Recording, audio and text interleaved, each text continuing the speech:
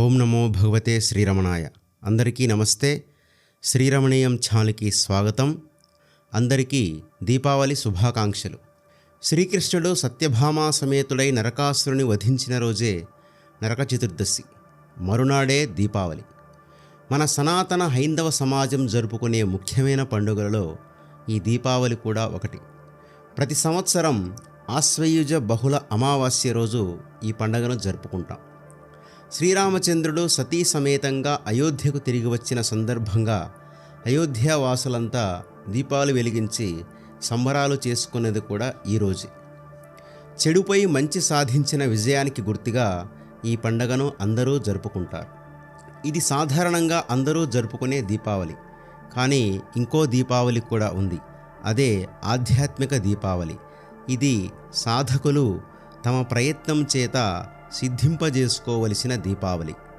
అయితే ఈ ఆధ్యాత్మిక దీపావళి సాధకులకు ఎప్పుడు సిద్ధిస్తుంది అన్న విషయాల గురించి ఈ భాగంలో తెలుసుకుందాం. దుఃఖమయమైన ఈ శరీరమే నేను అనే దేహాత్మ బుద్ధి చేత నరకలోకాన్ని పాలించే నరకాసురుడు ఎక్కడున్నాడని విచారించి ఆత్మజ్ఞానమనే చక్రాయుధంతో నరకాసురుడనే అహంకారాన్ని చంపినవాడే శ్రీమన్నారాయణుడు. అలాగా అహంకారం నశించిన రోజే నరక చతుర్దశి అనే పర్వదినం.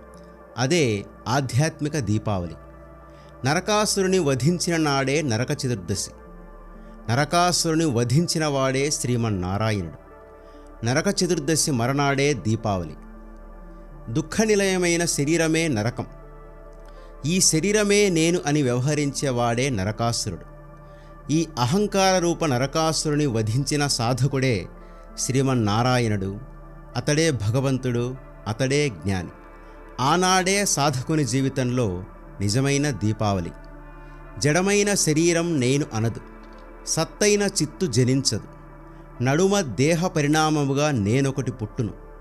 ఇదియే చిజ్జడ గ్రంథి, జీవుడు, అహంకారము, మనస్సు. ఈ అహంకార రూప నరకాసురుడు పుట్టుచోటేది అని విచారించిన దీని స్థానం హృదయమని తెలుస్తుంది. రమణగీతలో భగవానులు హృదయం యొక్క పుట్టు స్థానం గురించి ఈ విధంగా తెలియజేశారు. నిర్గచ్చంతి యతస్సర్వాః వృత్తయో దేహధారిణ హృదయం తత్ సమాఖ్యాతం భావనాకృతి వర్ణనం. దేహధారులకు సకలములకు వ్యాపారములు అనగా ఆలోచనలు ఎక్కడి నుండి పుట్టుచున్నవో అదియే హృదయం అని చెప్పబడుచున్నది. ఆకార వర్ణనము కేవలం భావన మాత్రమే. అహం వృత్తి సమస్తానాం వృత్తీనాం మూలముచ్యతే నిర్గచ్చతి యతో హంతీహి హృదయం తత్సమాసతః. సకల వృత్తులకు అంటే ఆలోచనలకు నేను అనే వృత్తి అనగా నేను అనే ఆలోచన మూలమని చెప్పబడుచున్నది. నేను అను బుద్ధి ఎక్కడి నుండి బయలుదేరుచున్నదో అదియే హృదయం. ఆ హృదయం ఎక్కడ ఉంటుంది అనే విషయాన్ని కూడా భగవానులు ఈ విధంగా తెలియపరిచారు. తస్య దక్షిణతో ధామ హృత్పీఠే నైవ వామతః తస్మాత్ ప్రవహతి జ్యోతి సహస్రారం సుషుమ్నయ. ఈ శరీరం యొక్క హృత్ఫలకమునందు హృదయం కుడివైపున ఉన్నది, ఎడమవైపున కాదు. ఆ హృదయ స్థానం నుండి సుషుమ్నా నాడి యొక్క మార్గముగా జ్యోతిస్సు సహస్రారమునకు ప్రవహిస్తూ ఉంది. సర్వం దేహం సహస్రారాత్ తదా లోకానుభూతయః తాః ప్రపశ్యన్ విభేదేన సంసారీ మనుజో భవేత్. ఆ జ్యోతిస్సు సహస్రారము నుండి దేహమునందంతయు నాడుల ద్వారా ప్రవహిస్తుంది. అప్పుడు లోకానుభవములు కలుగుచున్నవి. మనుష్యుడు ఆ లోకానుభవములను ఆత్మప్రకాశము కంటే వేరుగా తలచినట్లయితే అతడు సంసారంలో చిక్కుకున్నట్లే. ప్రపంచం, జీవితం రెండు తలంపులమయమే. కావున మొదటి తలంపైన నేను ఇది అనేడు అహంకారానికి కలిగే ఇతర తలంపులే జీవితం. ఈ మొదటి తలంపే మన ఆనందానికి శత్రువు. అందుచేత దీని నుండి లేచిన ఇతర తలంపులతో మనుష్యునికి సుఖం ఎలా ఉంటుంది? కావున నేను అను తలంపు పుట్టగానే ఆ తలంపు వెంట పడిపోక ఎదురు నిలిచి సూక్ష్మబుద్ధితో లోచూపుతో నేను అను తలంపు ఎక్కడ పుడుతుందో అవిరళంగా పరిశీలించగా ఈ నేను తలకిందులుగా పడిపోతుంది.